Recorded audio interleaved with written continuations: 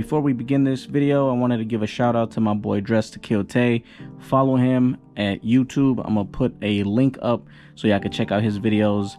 You know, I had to give you a shout out, my guy, because you show lots of love on the channel. God bless you, and I hope your channel blows up. Today I wanted to show you guys something that I got. I just purchased this OpticGard, which is kind of a learning tool, I guess, and I'm gonna show you guys how to install this.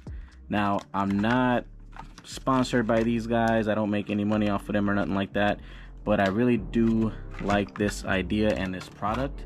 To train with a red or green dot, it could be a little bit tricky. A lot of people just can't get it down. A lot of people have a hard time with it. Me personally, I didn't have much of a problem with it, but there's a lot of people who wonder, how do you practice with a red or a green dot? Because one of the things with the green or a red dot is you got to really sight it in. I really liked the green dots over the red dots. It just picks up faster for my eyesight, and that will vary depending on you, but I prefer the green over the red. Now, the green is a little bit more expensive no matter what optic or dot you're looking at.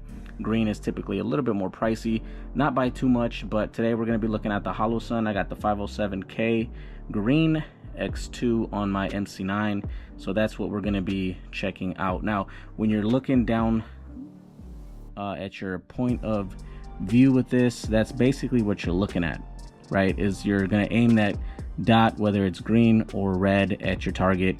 You're going to pull and shoot, and hopefully you're going to hit that target that you're aiming your dot at. Now, once you have your dot installed in your handgun, the first thing you're going to want to do is zero it in. What that means is basically you're going to go to a range of some sort, whether it's indoor or outdoor, and you're going to get this basically zeroed in or targeted at a certain distance so that you can be the most accurate at that distance. Now, the good rule of thumb here with a self-defense handgun is 21 feet. That's the average distance in a self-defense scenario. So I suggest and recommend zero in your dot anywhere from 21 to 25 feet, and then just kind of play with it. At that point, get used to it. Why? Because like I said, that's the average distance in a self-defense scenario. So zero this in at the distance of your choice, and once you zero it in, you basically just practice with it. Now, the mistake a lot of people make is, in a self-defense situation, you're not going to shoot as if you were at the range, because you're not going to have time to sit there and close an eye and aim and try to, you know what I mean, scope somebody out. But it is something that needs to get you on target immediately, and that will only happen if you practice enough with it. So a lot of people shoot with one eye open. I suggest and advise to try and shoot, especially if you have a dot, with both eyes open, and that's where this little tool that I picked up is going to come in and help you guys out, because it could be a little hard for a lot of people to pick this up with both eyes, given that a lot of people can't even do it with one eye. So that's where this little tool comes in, and I'm going to show you kind of how this works, because this is a good tool to use to help you get on target with both eyes open. And it's almost like you're shooting blind, but it's not, because what that does is it basically is going to cover your lens, so you can't see much of what's going on if you close one eye.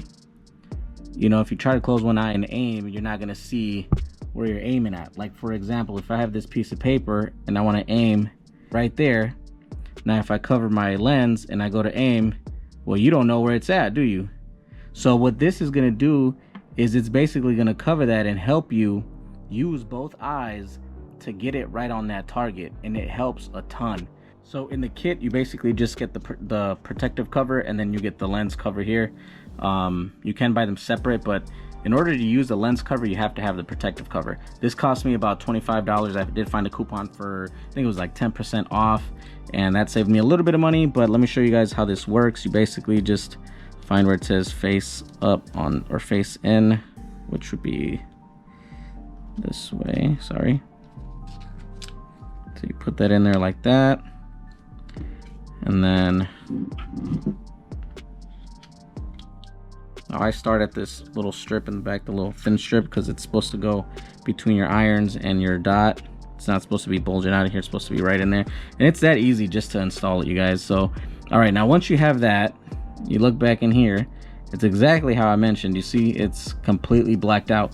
But when you go to aim at the range, it looks much better because it's kind of hard to show on camera. But when you have both eyes open, as you guys can see, I'm trying to get it right in there, so it'll be about there, right?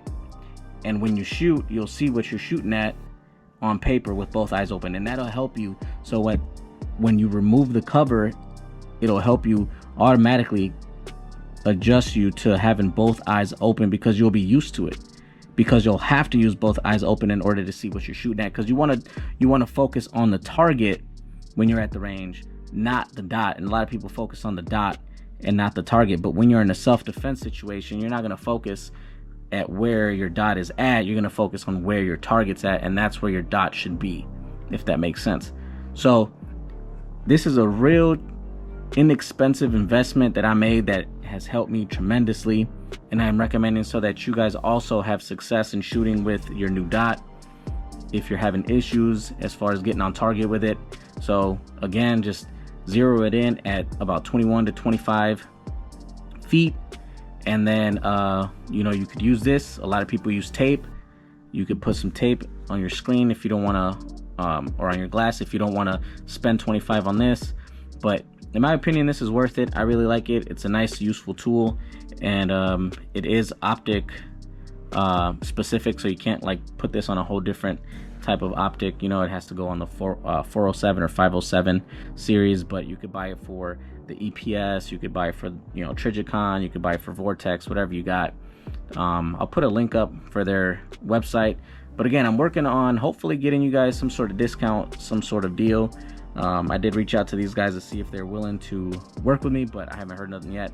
But hopefully in the near future, I'll have something for you guys, so you guys can have some discounts and some money off. But until then, I hope y'all have a blessed day. Thank you guys so much for watching. As always, I appreciate y'all. Take it easy. God bless you guys. See y'all on the next video.